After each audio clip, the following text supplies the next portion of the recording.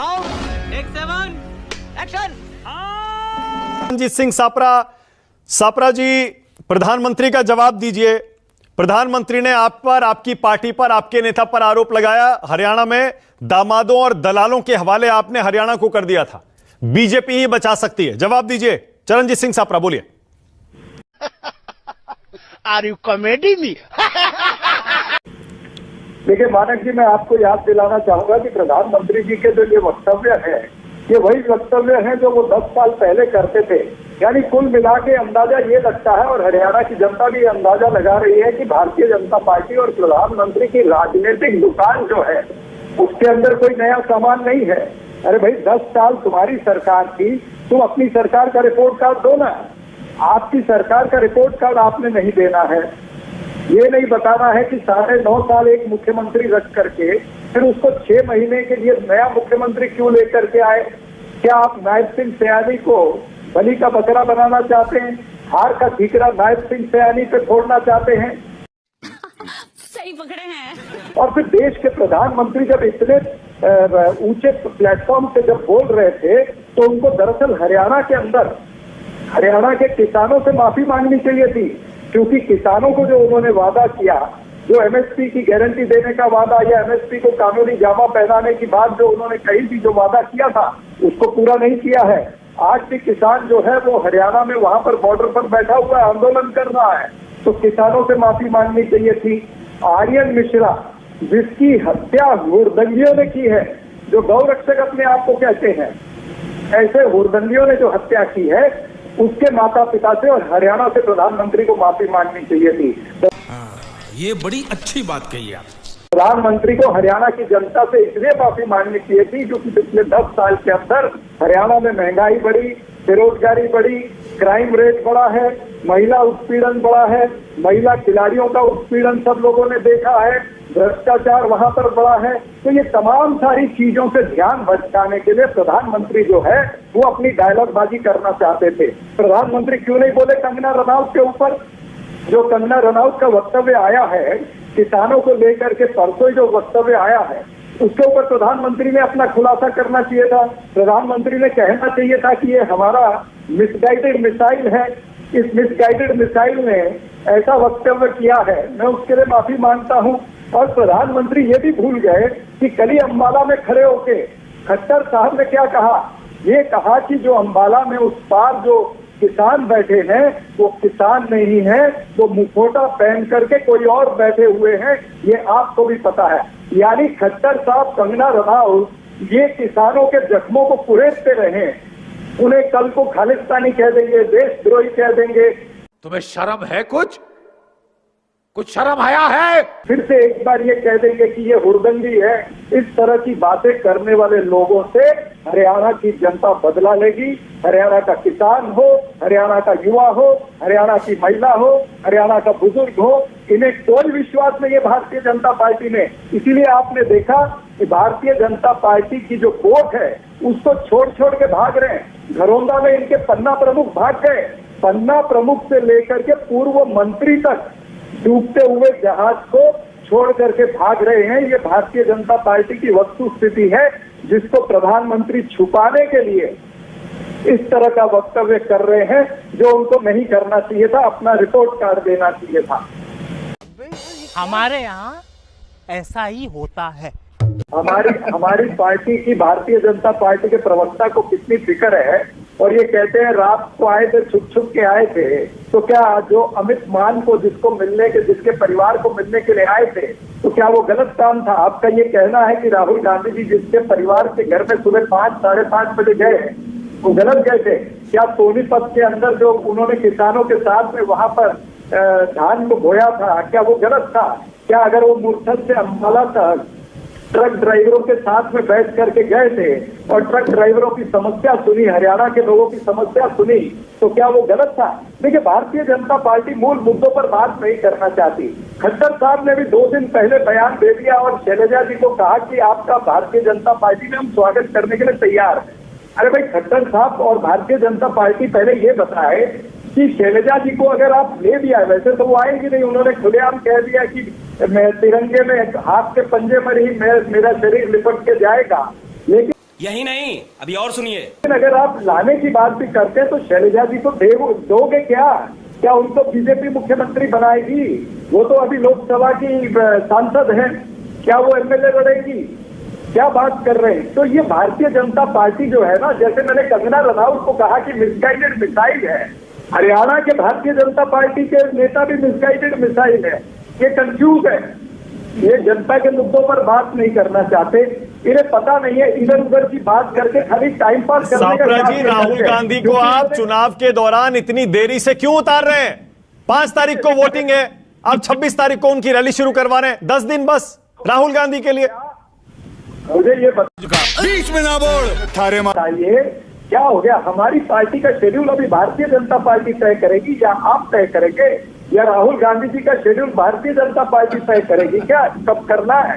दरअसल बात यह है कि बीजेपी को पता है कि लोकसभा के अंदर जो वोट ट्रांसफर हुआ है ना कांग्रेस पार्टी को, मेरे ख्याल से 43.6% वोट आया है, तो इससे इनकी जमीन हिल गई है। पिछले 2019 के चुनाव में 25% था, वो अब जाकर के 43.6 हो गया है। और जो दलितों का इनको बहुत सा प्यार आ रहा है ना, वो इसलिए आ रहा है क्योंकि पहले भी 2019 के चुनाव के अंदर 25.8% दलितों का वोट कांग्रेस को आया था, अब 68.3% कांग्रेस पार्टी को आया है।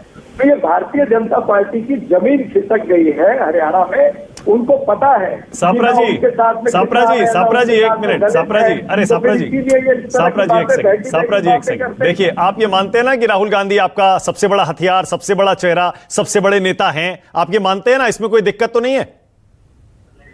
नहीं, कोई दिक्कत नहीं है। ओके, अगर ऐसा है तो इतने इंपॉर्टेंट विधानसभा चुनाव में सिर्फ 10 दिन दे रहे हैं आप राहुल गांधी को प्रचार के लिए? वाह बेटा, लगता है तुम गू खा के ही मानोगे। भाई मैं ये कह रहा हूं कि हमारी स्ट्रेटेजी तो हम तय करेंगे ना। हमारा ब्रह्मास्त्र जो है वो कब चलाना है ये हम तय करेंगे। ये बीजेपी और आप कैसे तय कर लेंगे? सवाल की बात है आज। नहीं, तय तो आप ही करेंगे, आप ही ने तय किया है सापरा जी, तय आपने ही किया है। आप ये सवाल पूछ ही नहीं सकते कि हम किसको कब उतारेंगे। भाई वो हमारी पार्टी का मामला है ना, हम तय कर रहे हैं कि कब उतारेंगे। आदरणीय खड़गे साहब तय कर रहे हैं कि भाई कैसे कब करेंगे। सारी प्रचार की जो कमिटी बनी है वो तय कर रहे हैं। भारतीय जनता पार्टी अपने आप से बात, बीजेपी वाले कह रहे हैं सापरा जी, मोदी से आमने सामने की टक्कर से राहुल गांधी डर गए, आप डर गए, इसीलिए देरी से उतार रहे उनको। जोक मारा रे, ये हंस रहे हलकट हंस। अरे मोदी जी बेचारे बहकाए हुए हैं, इधर उधर की बात कर रहे हैं। वही 10 साल पुरानी बात करके वो हरियाणा से चले गए हैं। वो बताए कि वो हरियाणा भी मेरे ख्याल से आज पहली बार अभी आए हैं, और इतनी लेट वो क्यों आए हैं? दरअसल ये सब बातें नहीं है, बातें चुनाव में होनी चाहिए जनता के मुद्दों की, कि जनता जनार्दन का मुद्दा क्या है, वोट जनता ने देना है। तो जनता जनार्दन के मुद्दों को भारतीय जनता पार्टी छूना नहीं चाहती है। नरेंद्र मोदी छूना नहीं चाहते हैं, अमित शाह छूना नहीं चाहते हैं, इनके पैनल पर बैठे प्रवक्ता छूना नहीं चाहते हैं। इन्हें शैलजा जी की और कांग्रेस पार्टी की सारी जो अखबारों में खबर आती है उसकी फिक्र पड़ी हुई है। अरे भाई अपना रिपोर्ट कार्ड तो ना 10 साल। ओके, के शर्मा बोलिए। आप दिखाएंगे, आप ये करेंगे, आप वो करेंगे, ये करेंगे, वो करेंगे। मुझे हंसी ये आ रही है कि इनको किसानों की जमीन की कितनी फिक्र पड़ी है। इन्होंने इतनी लंबी लंबी बातें की है। अरे जो व्यक्ति 4 किसानों की हत्या हो गई लखीमपुर खीरी में, उसके ऊपर आप कुछ नहीं बोलेंगे। जो 700 साढ़े 700 किसानों की मृत्यु हो गई है उसके ऊपर आप कुछ नहीं बोलेंगे, और किसानों की जमीन खा गए बोलते हैं। अरे आप तो उनकी जिंदगी खा गए। 750 किसानों की जिंदगी खा गए। 4 किसान जो लखीमपुर में मारे बीजेपी के नेता पुत्र ने, टायरों थले रोल दिए, उनकी जिंदगी आप लोग खा गए। जिस व्यक्ति ने, जिस पार्टी ने किसानों की जिंदगी खाई है। ओके, अब रुक जाइए एक सेकंड संजय कुमार, एक सेकंड प्लीज। ओके संजय, तुम चुल्लू भर पानी में जाके डूब के मर जाओ। जी नमस्कार। देखिए, मुझे लगता है इस बार की जो स्ट्रेटेजी है ना, वो कांग्रेस की और बीजेपी की मिलती जुलती है, क्योंकि आमतौर पर हम देखते हैं कि प्रधानमंत्री जिस इलेक्शन बाउंड स्टेट में 2-3 महीने पहले से विजिट करना शुरू कर देते हैं, लेकिन हरियाणा में ऐसा नहीं हुआ।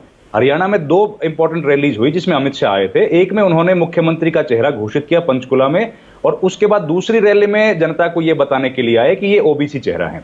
ये 2 रैलियां हुई। प्रधानमंत्री इसके बीच में तभी आए जब चुनाव की घोषणा हो गई। देखिए, लेकिन झारखंड में देखिए वो पहले से अपना रैली कार्यक्रम उन्होंने करना शुरू कर दिया है। और उसी तरह की स्ट्रेटेजी कांग्रेस पार्टी की फिलहाल दिखाई दे रही है कि जो लोकल लीडरशिप है उसी को आगे बढ़ा रहे हैं। और भूपेंद्र हुड्डा, बिल्कुल मैं संजय जी की बात से इत्तेफाक रखता हूं कि आज की तारीख में भूपेंद्र हुड्डा दोनों पार्टियों में सबसे बड़े चेहरे के तौर पर हैं।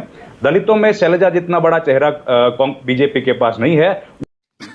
सही पकड़े हैं। उसी तरीके से ओबीसी या यादव समाज में राव इंद्रजीत के बराबर का चेहरा कांग्रेस के पास कोई नहीं है। और जिस तरीके से कोशिश की जा रही है कि ओबीसी समाज का सबसे बड़ा चेहरा नायब सिंह सैनी को प्रोजेक्ट किया जाए, तो उस हिसाब से नायब सिंह सैनी भी कम से कम एक सेक्शन ऑफ सोसाइटी के तो बड़ा चेहरा बनकर उभरे हैं। और इसीलिए मुझे लगता है दोनों पार्टीज बैंक अप ऑन कर रही हैं अपनी लोकल लीडरशिप पर। और इसीलिए पीएम के प्रोग्राम्स भी लेट शुरू हुए हैं और पीएम भी उतना ज्यादा एग्रेसिवली प्रचार नहीं कर रहे हैं। केवल दूसरी रैली हुई है आज। और देखिए, बाकी जो लीडर्स हैं उनकी रैलियां धीरे धीरे शुरू हो रही हैं। जेपी नड्डा भी यहां नहीं आए हैं, राजनाथ सिंह का आना नहीं हुआ है, जबकि ये लोग हरियाणा में अक्सर आते रहते हैं। हरियाणा में अच्छा खासा वोट बैंक है जो राजनाथ सिंह के पास है, या उनको कम से कम वो लोग फॉलो करते हैं, क्योंकि बड़ा समाज है राजपूत समाज, उनका अच्छा वोट है। लेकिन इन लोगों ने भी अभी तक ज्यादा अपनी आमद नहीं दिखाई है। दोनों पार्टीज का स्ट्रेटेजी मोर और लेस सेम है, सिमिलर है। और जो लोकल लीडरशिप है, क्योंकि इश्यूज बड़े लोकलाइज हैं।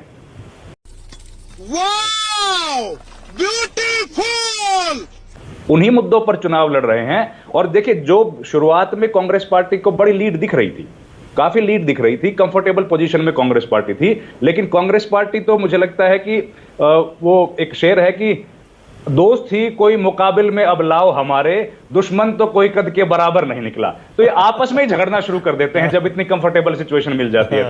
तो वही काम मेरे ख्याल से कांग्रेस ने यहां शुरू कर दिया है। और इस वजह से बीजेपी जो है पिछले 7-8 दिन से काफी गेन करती हुई एक मोमेंटम ऐसा बना है कि बीजेपी सुर्खियां बटोर रही है।